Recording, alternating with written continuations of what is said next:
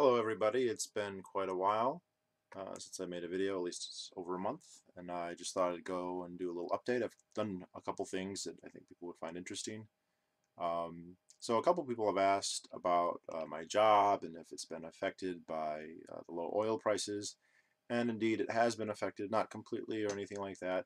I will just say though that Keynes's idea of sticky wages is not correct. I was working in January and I was wondering when I would get a phone call. When I started working in the oil industry, prices were low like this. This was in 2008, 2009.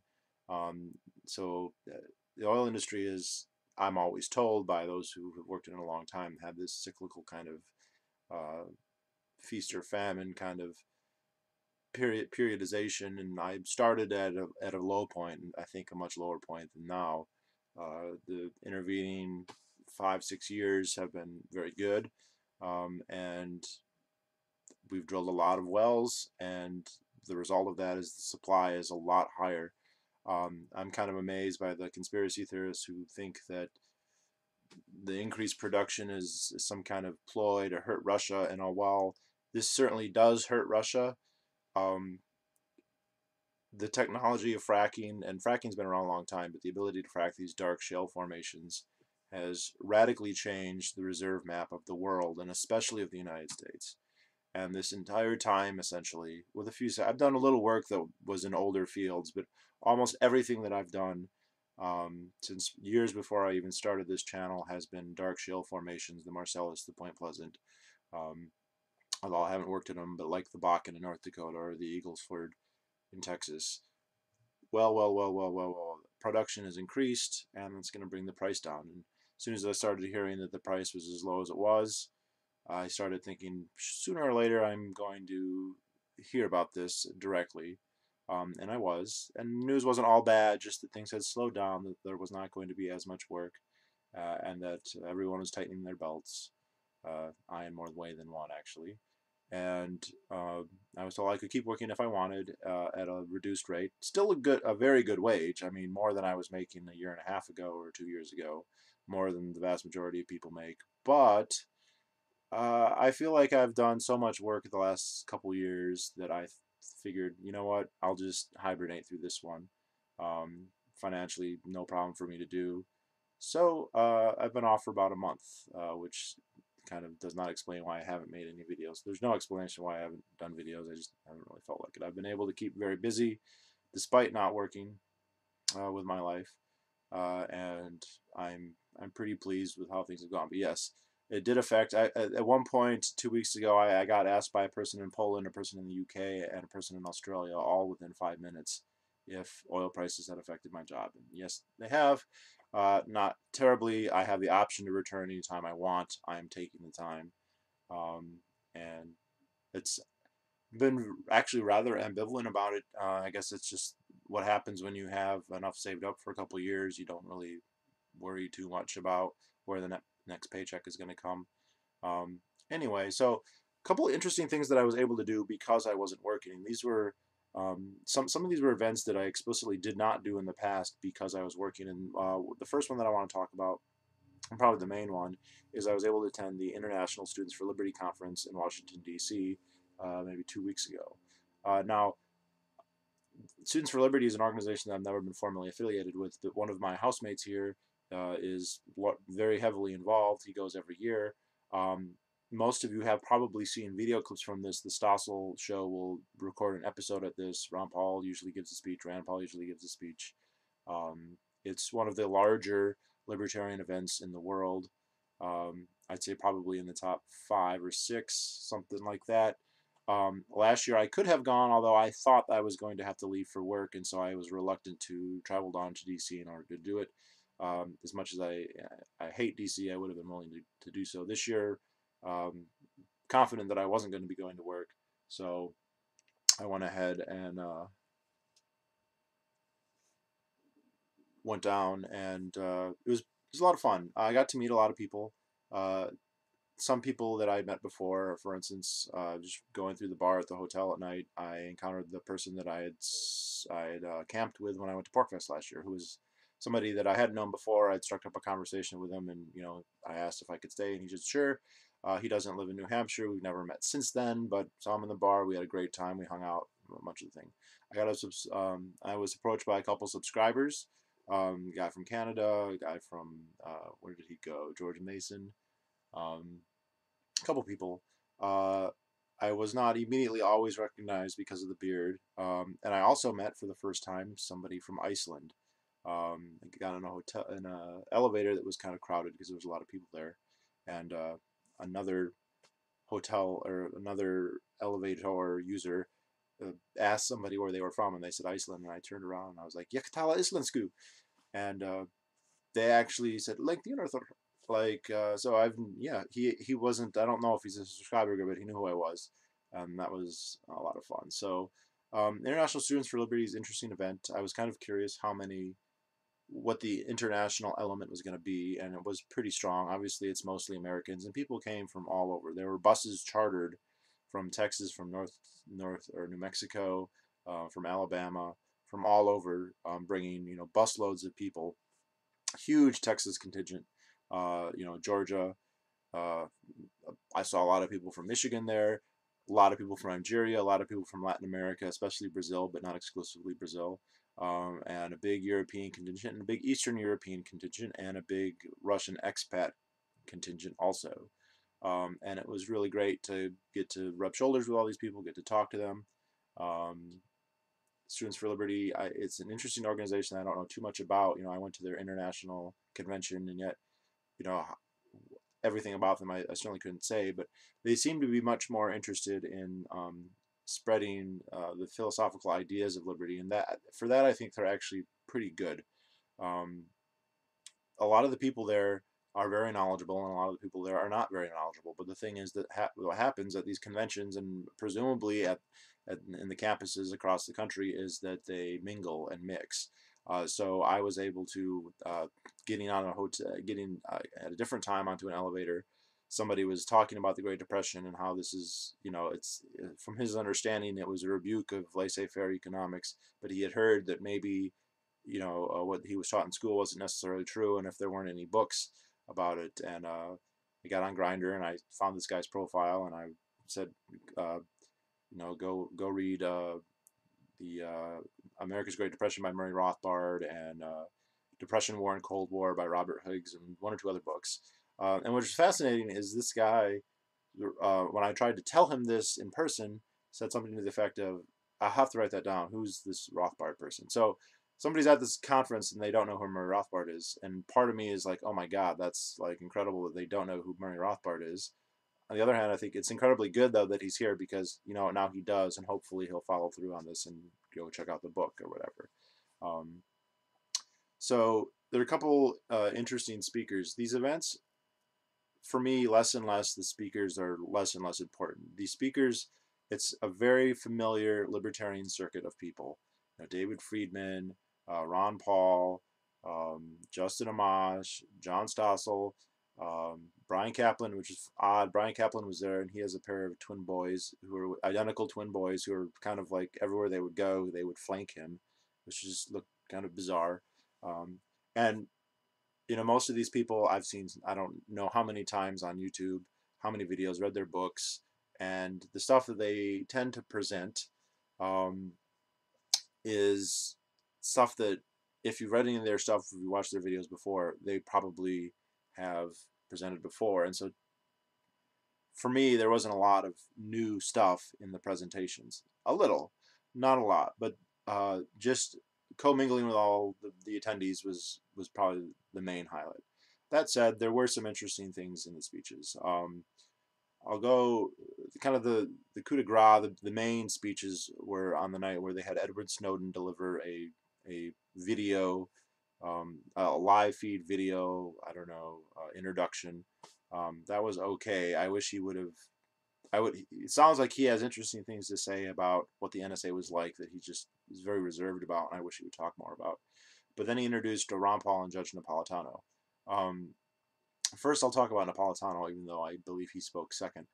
Napolitano, of course, is in television. I've seen his lectures before.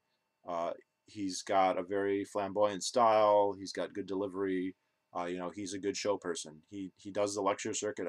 I know he gets paid a lot to do that, and he's a good libertarian with neat ideas. And he didn't disappoint in any of that. What was interesting and what I had not heard him said before, and it actually took a lot of people aback who listened to it, um, was at one point he said, "Look, I'm whatever, 65 years old. I'm going to die in my bed, surrounded by my family." And you know, he didn't say soon, but at some point, it was some of you are going to die in the streets, and some of you are going to die in prison camps and in prison. And it was interesting how not only was he sure of that apparently, but that he felt inclined to tell that to everybody. Um, and I had not heard him, you know, so explicitly anticipate, you know, basically wide scale civil unrest to the point of, uh, you know, casualties before. And I don't know like where that thinking came from exactly. It seemed just kind of out of the blue. I mean, he talks about how important liberty is, and then he's like, and some of you are going to die uh, in the cause of liberty, and you have to be willing to do that. Very interesting. I hadn't heard him say that before, so that stood out. Now, Ron Paul, who hasn't seen 100 Ron Paul speeches? You know, I've known about Ron Paul now for 12 years. Um, the guy gives very similar speeches 95% of the time. I've seen a couple interviews where he got more in depth, where he really talked about things in a way that wasn't that common. This wasn't one of those. This is the standard speech. And to me, like that's just boring. And I don't know if that's necessary in a crowd that should already be, you know, pretty well versed in him. This was actually the first time I'd seen him live. But what was interesting, there were two things that came up in the question session, the very first two questions. And I think both of these are issues they've kind of made some play in the libertarian meme world or debate world. And they're both kind of worthy of attention. The first one was one of the Students for Liberty people from Austria, and he came up and he basically asked, "Why are you so pro-Russia, pro-Putin? Why have you taken a stance that you have in the Ukraine, or on the Ukraine rather, and that basically we all feel in Europe feel betrayed by your Russophilia?" And this is an issue, and I've got a couple subscribers who are really big on this. Ivan the Heathen, Roman Skaskew. There's a couple, uh, and it's fascinating because among the European contingent at Students for Liberty, this was a very common kind of feeling, especially from the Eastern European, the Ukrainians and the Russians. In fact, I mean, the people from Russia are not Russian nationalists on this issue, but basically a feeling of betrayal that you know, Ron Paul is, and not just Ron Paul, but whatever the Ron Paul Peace Institute and many other libertarians um, misrepresent what's going on in Ukraine in an absurd way. Now, it's a little bit more subtle than that because Ron Paul is not saying we should support Russia. He was very explicit. He's a non-interventionist, and he doesn't want to support either. He doesn't want to hurt either. He says if people want to go and aid one side or the other, they should be free to do so. And so the question, and you know, I know that there are some libertarians who don't agree with that, who think that we should aid one side or the other. But you know, for now, I think it's non-intervention makes the most sense to me, at least at a national level.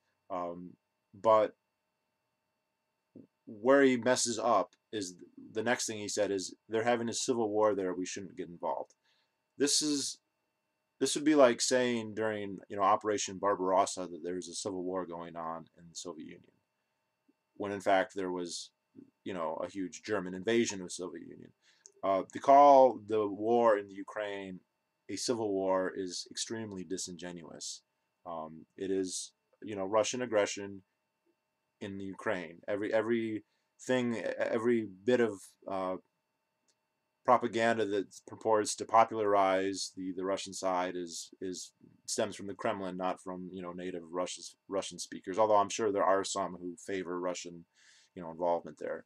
Um, and it's very odd for him to be parodying basically Kremlin talking points. Is this, and I've heard people debate this all the time, and the frustration is you can't know what's in somebody's heart. Does he earnestly believe this? And that's his middle name, Ernest. But like the you know, this is a genuine kind of pro-Russian movement, or or is he somehow biased due to he's being I don't know, paid off or influenced by somebody. Um, the frustration of and I already mentioned them.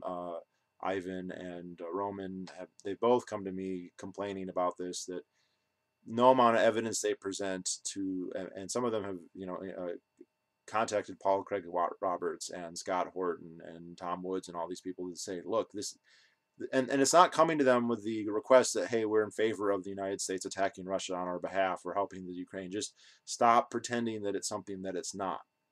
It would again, to just use an overused analogy, it would be like someone saying, look, Hitler's not anti-Semitic, he's not hurting the Jews.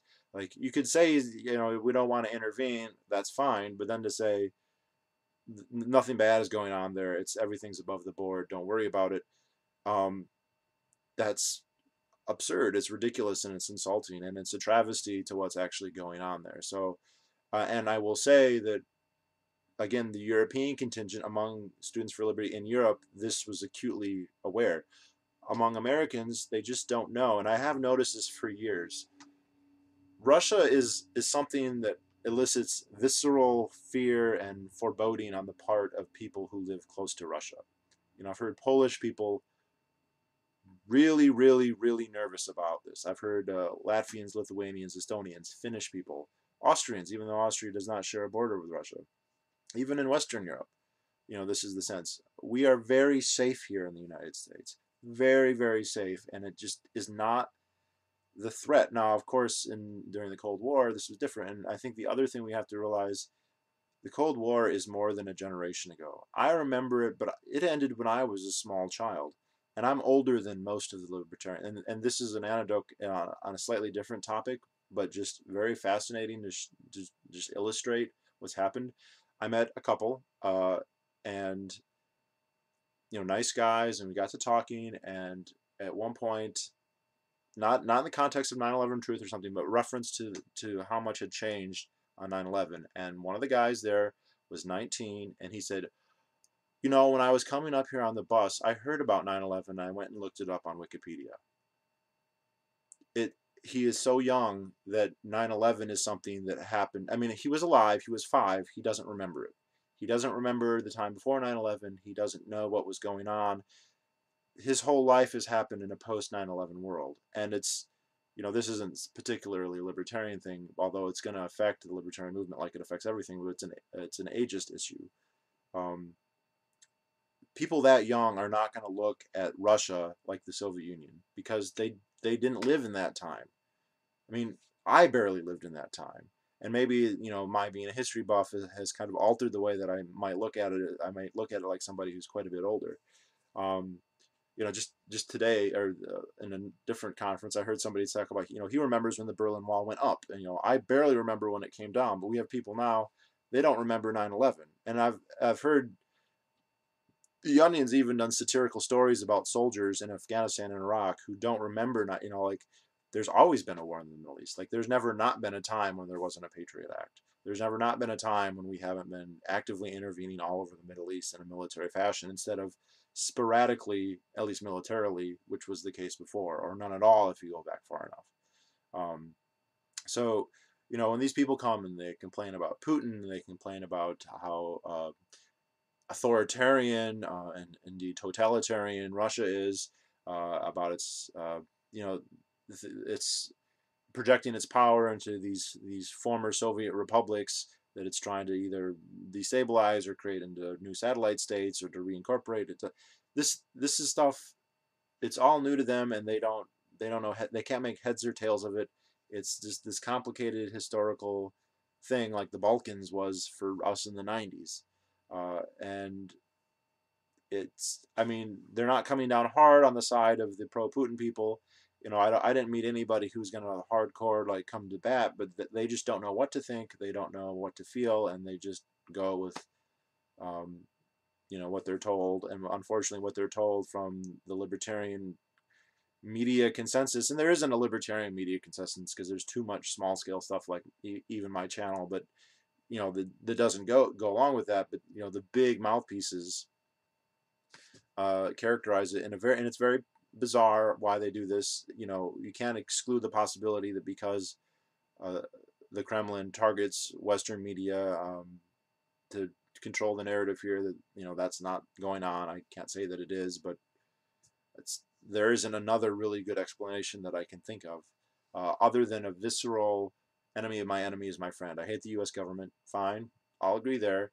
And then Putin is a counter to that, so we're going to, and the idea like, oh, the anti-Russian sentiment in the Ukraine is all the result of Western interference in the CIA and NATO, uh, all ridiculous, you know. So that was one interesting thing, and we didn't really get a debate on that. But well, I'm just bringing it up because it was a fissure that was shown. Another one. The very next question was the so-called open letter to Ron Paul, which I've subsequently seen posted all over Facebook. That basically some left libertarians got up and used his presence in the open mic as an opportunity to basically vent their basically rant against Ron Paul. Now, to be fair, he's a politician. He's on stage. You can ask him anything, and I think it's totally fair game to ask him questions about this letter that the old, we've all heard about it a million times with the newsletters. And it's also fair to ask him about his associations with people like anyone he's been associated with, and of course that includes people like Lou Rockwell and Tom Woods and Gary North and all these other people. In terms of like etiquette, when you have a speaker there, for someone to come and just assume that they have that it's kosher for them to come and um, spray their point in front of no one came to hear you. They came to hear him, and unless you present such a convincing narrative that everyone is enamored with it and wants you to keep speaking, you shouldn't do that. You should do that privately. But also, technically, they weren't asking any questions, really. They were making statements. Beyond that, they weren't able to finish the letter in the context of the question and answer because they were stopped. I've since read the letter. It's so absurd. The selective quotations. You read stuff by Walter Block who says like, well, I personally don't like gays, and I personally don't like sex outside of marriage, comma, and then ends the quote. And he says, but it's not aggression, we have to accept it, which is exactly what he does say. And the insistence on omitting that is just so obvious. And I don't, the kind of the larger point here is, what are they trying to achieve by this? I don't understand the left, and it's not just left libertarians, but it's mostly them, what their fascination with and why they're so hung up on trying to be more politically correct, or even more politically correct than normal, than the average liberal. I don't see what they hope to accomplish. They say they want to be more inclusive, and I agree with that. And like, there's a point where this makes sense, but you're not going to convert anybody by descending to their narrative. The left hates libertarianism. The left thinks that the state is either the most important linchpin in society, or it's the ultimate only good thing in society. I mean, there's differences. There are leftists who think, yeah, markets are good, but you just have to have the government to do a long list of things that nothing else can do at all or nearly as well. And then you have others who think, really, government should do everything. And for those people, if you are against Leviathan, that is in and of itself intrinsically racist, homophobic, misogynistic, bigoted. But I know that's all contradictory. But if you are opposed to the hegemony of the state within society, then you are aberrant, as Peter Joseph would say. And coming forward and then trying to be as unracist in your rhetoric as possible and pro-feminist in your rhetoric as possible is not going to undo that. It's not going to make them go, okay, well, since you're not racist, we're going to become a libertarian. That doesn't work that way. You're not going to get any credibility from them in that way. The only way to approach that is to actually defeat their arguments, which are not difficult.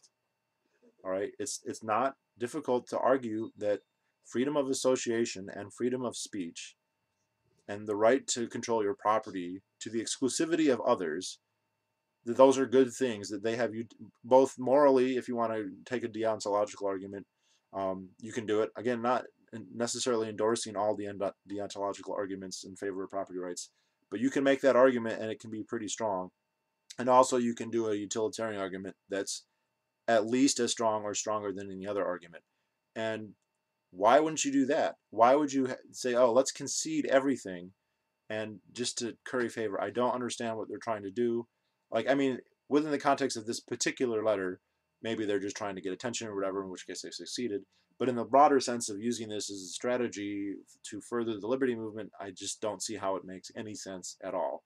And if they want to, like, I do think they are kind of trying to throw mud on people like Ron Paul, and I wouldn't do that, but it's not necessarily bad. They're in public, they're putting themselves out there. You know, they can afford to have this happen to them. That's not a big deal. It's just stupid to me, though, that they think that by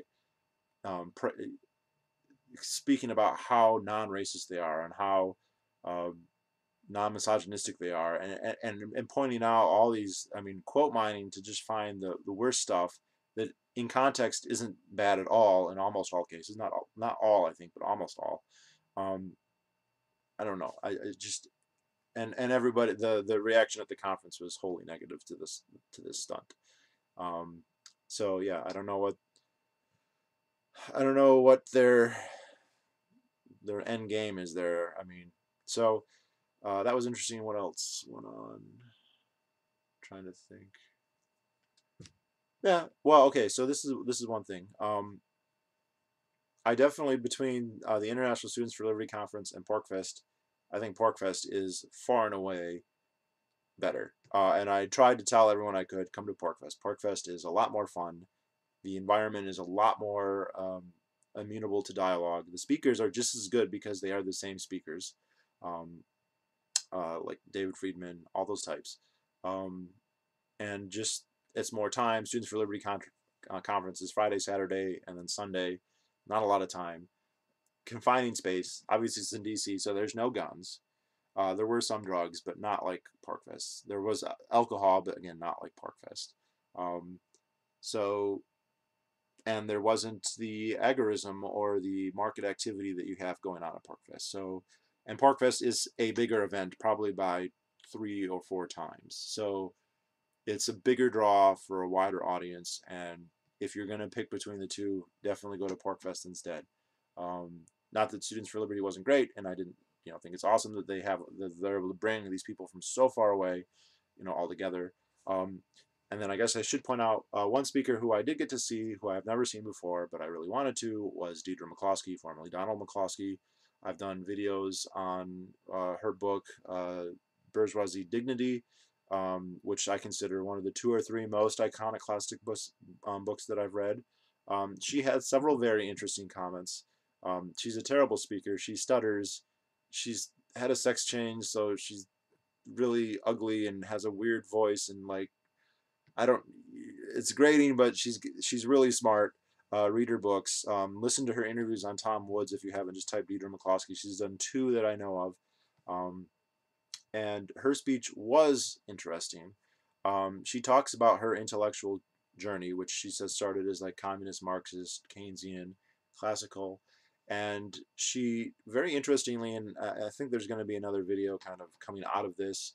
She explained how more recently she is much more of an Austrian, and this is somebody who spent this is decades into their academic career saying that they have shifted to Austrian, and not entirely, or not that, she's not doctrinal to the sense that she's just going to attach these labels. But the reason she said it, and I think it made a lot of sense, is that classical economists in their modeling, and it's not just that they use modeling, but they have this rubric that they use, this metric of a homo economicus, that they make assumptions about people's values, and they have all these things like the prisoner's dilemma, the free rider problem, all these things that are based on making assumptions about the people.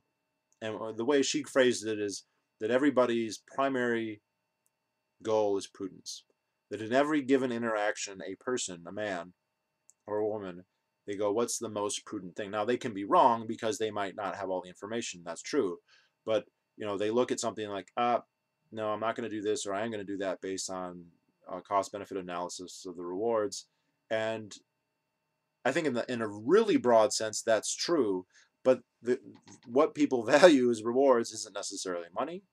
They could value other things like, their pride or fear or love or ideological purity. I mean, that don't that will yield different results than saving their own life.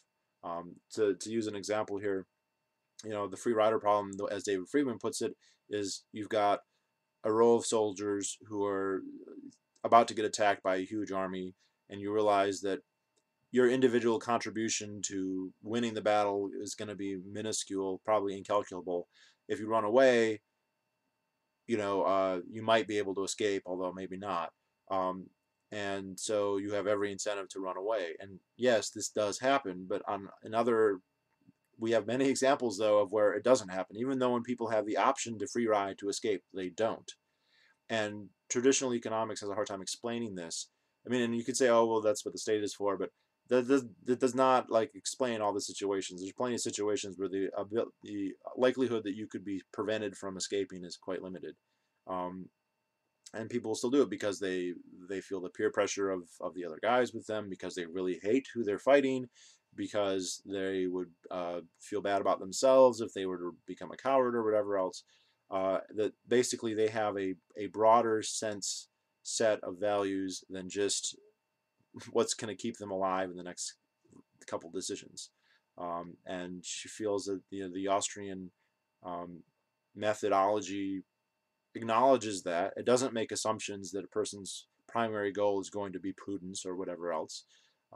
And so it's a better explanation of reality, which I thought was very interesting. And there is going to be another video that's going to come out of that. I had a really great discussion, and if he's out here and he watches this, just say hi. With somebody who came up to me, said he liked my Venus Project videos. We talked about that for a long time. We had a long discussion on public goods. It was a good discussion. It was very challenging. I think we both pushed each other quite a bit. I'm going to make a video out of that in a couple days here. That's one of the fascinating things when you go to a conference like this. You can meet people like that who can really push you. And this guy was, he's getting a traditional economics degree, and doesn't even identify as libertarian. Although, not that I care if he takes the label or not, but he is. He doesn't want to say he is, but yeah. So this one's going to be kind of short, and then as the bonus, a couple other people asked in that video I did on zombie tools if I knew that they had released their Viking sword, the Ferris Wolf, and indeed they had, and I purchased it as soon as I uploaded that video. It took like 8 weeks to arrive, and here it is. Since you guys had asked, some of you. So this is, I believe this is inspired by the Ulbrecht sword. I could be mistaken about that. A famous sword discovered of Viking design. Got the distilled taper, full tang. They had this about a year ago, and then they discontinued it, and they, for some time, were speaking in terms of bringing back a different version, a larger two-handed version, and I'm glad that they haven't done that they brought back the one-handed version. This is a very nice blade. I like this a lot. It's great in the hands. It is hefty, like all their blades. Watch my review on that if you want to hear more about it. But not so much that you can't wield it. Full tang. Let's see. I want to cut myself on it, but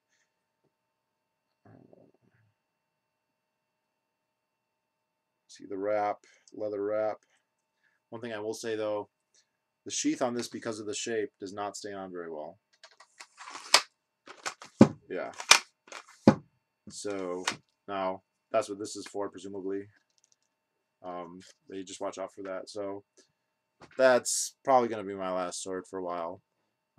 But it is a nice sword. I do like it. I'm not going to do a full review of it until I start playing with it, and even then I don't know. So for those of you who don't know, New Hampshire, we got a foot of snow every week for like 5 weeks. We have more than 5 feet on the ground. The piles are 8 to 10 feet high everywhere. The sidewalks are gone. It's the worst winter that I've been in my whole life, I think, other than maybe 1 or 2 when I was just a little kid in the snow belts of Michigan, which I don't even remember.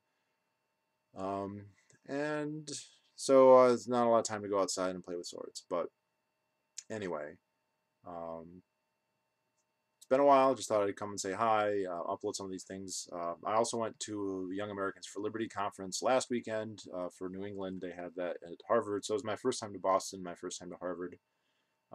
Good time, interesting guys again. A lot of the same people that I saw before. Um, and yeah, so next couple weeks is going to be Liberty Forum, and that's actually in Manchester, and that's where I live. So I'm very likely going to attend that since it's going to be right here.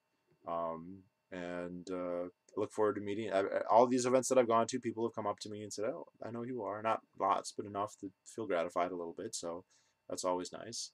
And I guess that's pretty much it. So I'll talk to y'all later. Have a good day.